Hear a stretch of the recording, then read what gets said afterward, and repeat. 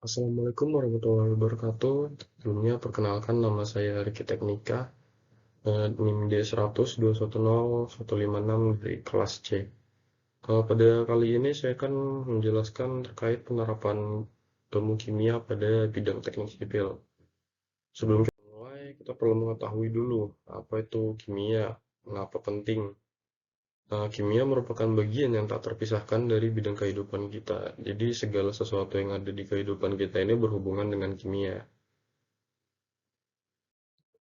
Pada bidang teknik sipil sendiri, kimia eh, cukup penting karena berkaitan dengan penentuan bahan misalnya, kemudian menentukan pH air dan sebagainya.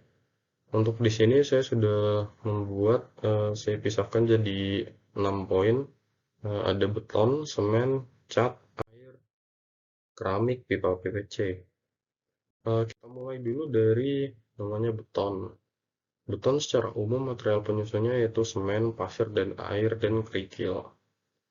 Material-material tersebut dicampurkan dengan perbandingan tertentu, kemudian menghasilkan kekuatan tertentu.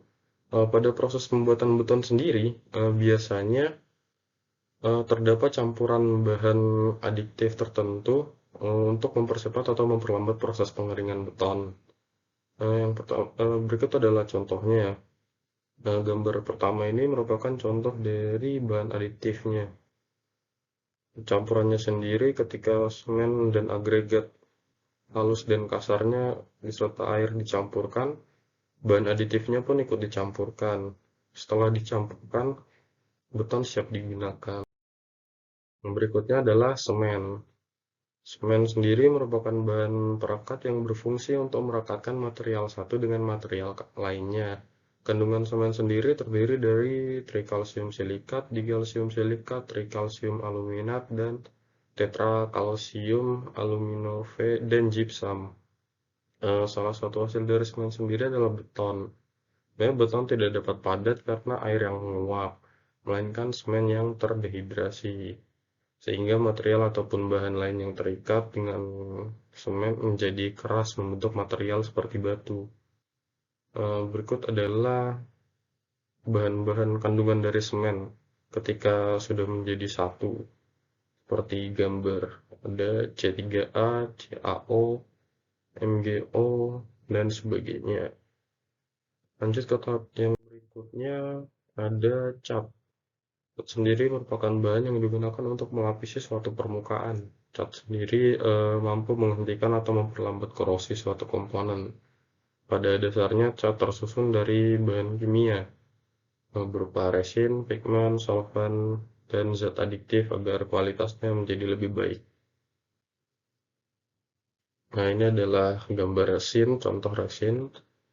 Dan ini contoh dari solvent, juga ada pigmen.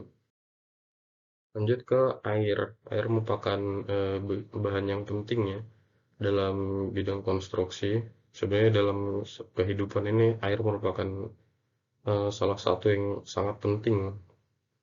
Nah, kita bisa lanjut untuk pembuatan beton sendiri dalam teknik sipil itu ketika ingin membuat beton kita tuh memerlukan pH tertentu. pH tertentu untuk mendapatkan hasil dari beton yang kita inginkan. Biasanya beton yang baik itu kita menggunakan pH netral. Ada pada pH angka 7. pH 7 berarti air tersebut bagus netral, tidak terlalu asam tapi tidak juga terlalu basah. Biasanya itu yang digunakan. Dan untuk kemudian kita lanjut lagi ke keramik. Keramik sendiri merupakan bahan anorganik non-logam. Keramik dapat memiliki struktur jaringan kovalen, ikatan ion, ataupun gabungan keduanya. Secara umum, keramik itu bersifat keras, getas, dan stabil terhadap suhu tinggi. Bahan penyusun keramik sendiri meliputi silikat, oksida logam, karbida, nitrida, dan alumina. Berikut adalah contoh-contoh. Gambar pertama merupakan silikat, gambar kedua merupakan karbida, dan gambar ketiga merupakan alumina. Lanjut ke pipa PVC. PVC sendiri merupakan Singkatan dari polyvinyl klorida merupakan bahan yang cukup banyak digunakan dalam bidang konstruksi, misal untuk saluran air, pipa saluran air, dan mungkin untuk atap dan sebagainya. Eh, pipa PVC sendiri cenderung murah, tahan lama, dan mudah dirangkai. Makanya banyak digunakan. PVC sendiri biasanya tuh sifatnya elastis dan juga fleksibel dengan cara menambahkan plasticizer ataupun ftalat. Pada proses pembuatannya sendiri, monomer vinyl klorida dan air akan diintroduksi ke reaktor polimerisasi dan inisiator polimerisasi bersama dengan bahan kimia tambahan untuk menginisiasikan reaksinya. Ini contoh dari plasticizer-nya untuk menambah keelastisan dari si PVC. Mungkin sekian dari saya. Terima kasih.